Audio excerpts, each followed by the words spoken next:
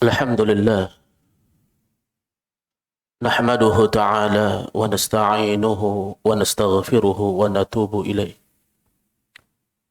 ونعوذ بالله من شرور أنفسنا وسيئات أعمالنا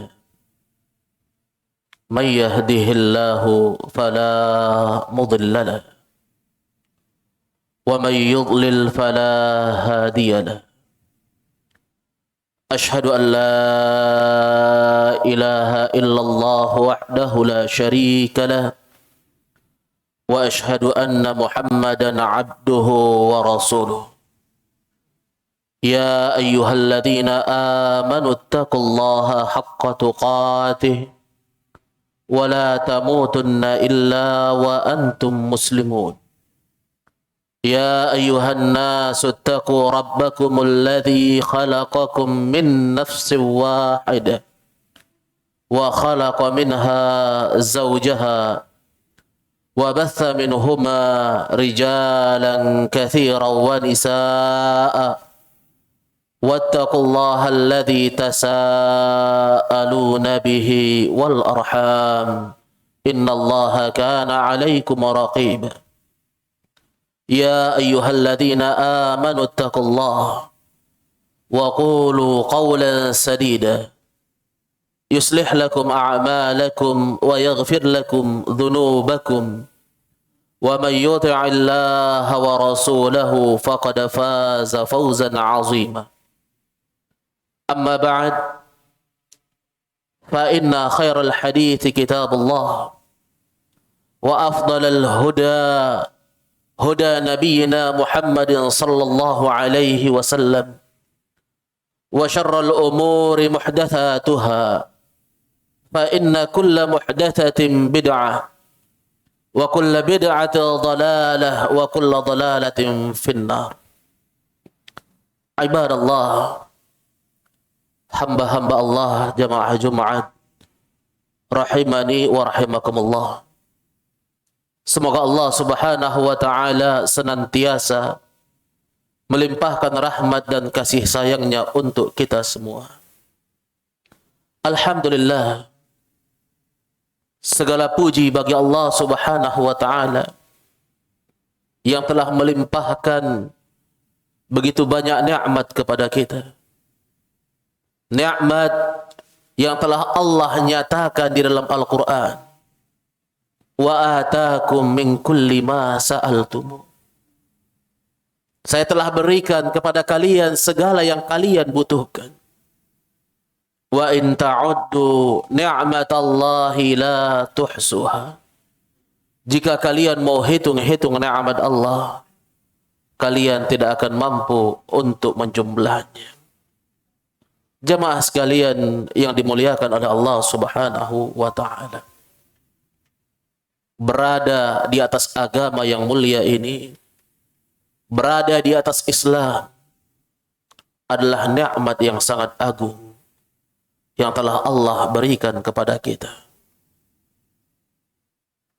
Kurang orang menyadari bahwa hidayah adalah sesuatu yang sangat mahal. Kadang dia mengabaikannya, tidak memperhatikannya. Dia biarkan dirinya terjerumus di dalam jurang-jurang kehinaan setelah hidayah Allah subhanahu wa ta'ala dibukakan kepadanya.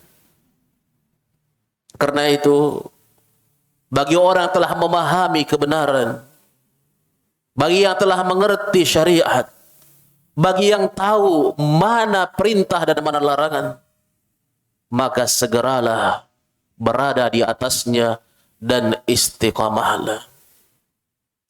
Dalam hadis Nabi pernah menceritakan pembunuh 99 jiwa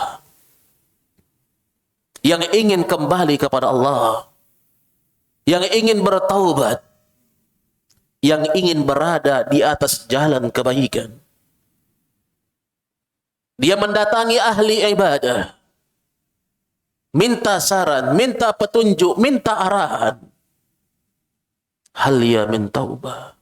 Apakah ada taubat untukku? Dia ceritakan bahwa dia telah membunuh 99 jiwa. Maka ahli ibadah mengukur dengan perasaan.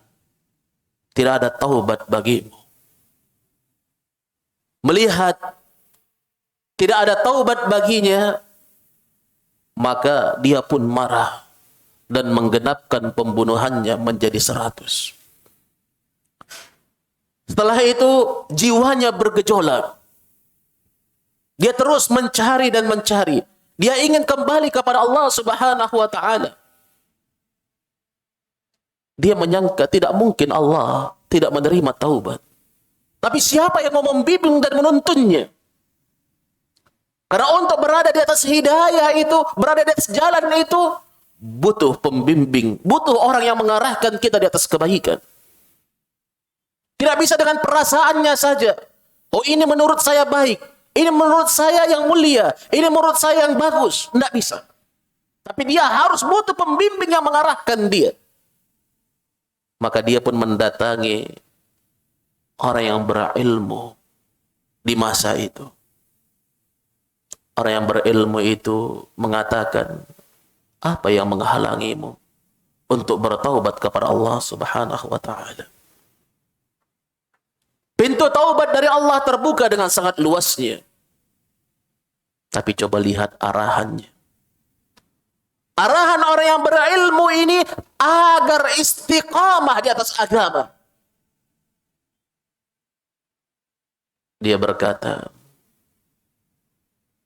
idhab ila biladi fulan. Pergilah ke negeri yang ada di sana. Ditunjukkan sebuah negeri. Wa ahluha salihun. Orang-orang yang berada di sana adalah orang-orang yang saleh. Orang-orang yang baik. Orang-orang yang mengajak kita kepada kebaikan. Orang-orang yang mengarahkan kita kepada ibadah kepada Allah Subhanahu wa taala. Bukan orang yang akan melalaikan kita dan membuat kita terjatuh kembali kepada keburukan yang sebelumnya kita di dalamnya. Pergi. Gak dibiarkan sini duduk belajar sama saya ajari kamu dengan baik. Bukan. Karena dia tahu kapan orang ini masih di tempatnya, masih dalam pergaulannya, masih bersama orang-orang yang ada sekitarnya dari orang-orang yang buruk, maka dia akan terjatuh kembali. Dan ini yang banyak di tengah-tengah kita. Kenapa begitu berat orang untuk istiqamah di atas agama? Kenapa begitu sulit untuk tetap berada di atas ketaatan? Karena dia masih bersama teman-teman buruknya. Di kepalanya masih ada syubhat. Saya tidak bisa tinggalkan. Jangan sampai saya meninggalkannya. Saya memutus silaturahmi. Ingat, masalah meninggalkan sesuatu itu telah banyak contohnya, bahkan Nabi SAW. Keburukan harus ditinggalkan. Karena itu di dalam syariat telah disebutkan man taraka syai'an lillah. Siapa yang meninggalkan sesuatu karena Allah, dia ingin menuju Allah, dia ingin berada di atas hidayah Allah, dia ingin berada di atas ketaatan kepada Allah, dia tinggalkan keburukannya karena Allah. Dia jujur di dalam dirinya, bukan karena ada sesuatu yang dia harapkan dari kemuliaan ataupun sesuatu yang menyilaukan di dunia ini. Dia tinggalkan sesuatu karena Allah. Awadallahu khairan. Allah akan gantikan untuknya yang lebih baik daripada hal tersebut. Jemaah sekalian yang dimuliakan oleh Allah. Lihat bimbingan orang yang berilmu. Pergi. Karena terkadang orang ketika berada di tempatnya sangat mudah untuk terjatuh. Jamaah sekalian yang dimuliakan oleh Allah Subhanahu wa taala. Untuk menjaga hidayah itu pula Nabi SAW hijrah. Karena ketaatan tidak bisa terwujud dengan sempurna ketika berada di Makkah. Ketenangan dalam ibadah tidak didapatkan beribadah dengan rasa takut dan kegelisahan.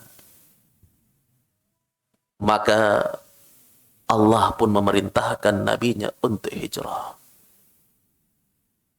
Meninggalkan tempat kelahiran, tempat yang penuh dengan kenangan, tempat yang di dalamnya penuh dengan sukacita yang telah dirasakan, ke negeri yang tidak ditahu siapa yang ada di sana, bagaimana nantinya. Tapi janji Allah itu yang dipegang oleh Nabi dan para sahabatnya. Meninggalkan sesuatu karena Allah, maka Allah akan gantikan. Ternyata disambut oleh orang-orang Ansar yang menerima agama Allah Subhanahu wa taala dan siap membantu kaum muslimin. Siap membantu para sahabat yang hijrah dengan penawaran-penawaran yang luar biasa dari mereka yang sebelumnya tidak pernah dipikirkan dan dibayangkan. Jamaah sekalian yang dimuliakan oleh Allah Subhanahu wa taala, bukankah Allah telah berfirman dalam Al-Qur'an, "Wa may yattaqillah yaj'al lahu makhraja." Siapa yang bertakwa kepada Allah. Apa itu takwa? Takwa itu lingkupnya disebutkan oleh sahabat Abdullah ibn Mas'ud. Ayyu ta'a wa la ya'si, wa ayyudhkara wa la yunsa, wa ayyushkara wa la yakfur. Allah ditaati, tidak dimaksiati. Allah diingat, tidak dilupakan. Allah disyukuri nikmatnya, tidak dikufuri. Siapa yang bertakwa kepada Allah Subhanahu wa taala dengan dia bersyukur kepada Allah akan nikmat yang telah diberikan, taat kepada Allah dengan melaksanakan perintah dan menjauhi larangan, dan senantiasa mengingat Allah Subhanahu wa taala. Ketika dia terjatuh di dalam dosa, dia langsung mengingat Allah Subhanahu wa taala dan beristighfar. Wa may yattaqillah, siapa yang bertakwa kepada Allah, baru Allah yaj'al lahu makhraja, akan memberikan jalan keluar untuknya. Problem yang dia hadapi, masalah yang datang kepada dia, banyaknya beban yang dia beramban, maka apa? Ada jalan keluar. Ditambah lagi, wa yarzuqhu min haitsu la yahtasib. Allah akan beri rezeki dia dari arah yang dia tidak sangka-sangka. Jaga hidayah yang telah Allah berikan kepada kita. Laksanakan dan teruslah berada di atasnya. Barakallahu li wa lakum fil Qur'anil azim. Wa nafa'ani wa iyyakum bima fihi minal ayati wa dzikril hakim. Aqulu qawli hadza fastaghfiru innahu huwal ghafurur rahim.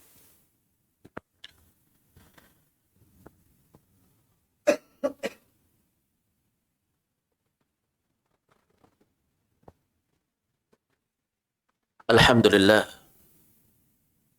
hamdan tayyiban mubarakan fi, mubarakan alaihi kama yuhibbu rabbuna wa yarda.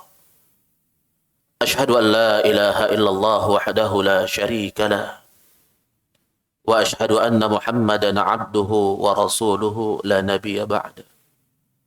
Amma ba'd, ma'asyiral muslimin, jamaah Jumat rahimani wa rahimakumullah. Menjaga kemurnian niat adalah perkara yang sangat dituntut di dalam syariat.